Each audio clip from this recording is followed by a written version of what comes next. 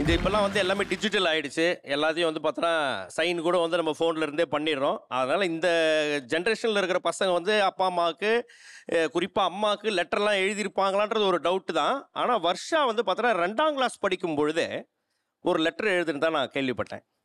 அந்த லெட்டர் 2ஆம் class letter இருக்காப்பா? போடுங்க.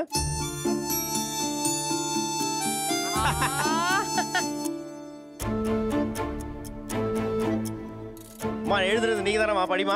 Dear mommy, how are you? I am fine. Mommy, you are the best mother. Mummy, you are a very good girl. Mummy, I have a new boy brother. My brother is a good boy. He is a very sweet boy. And I like him very much. His name is Surya and I play with him. Varsha 2M, roll number 33. So cute.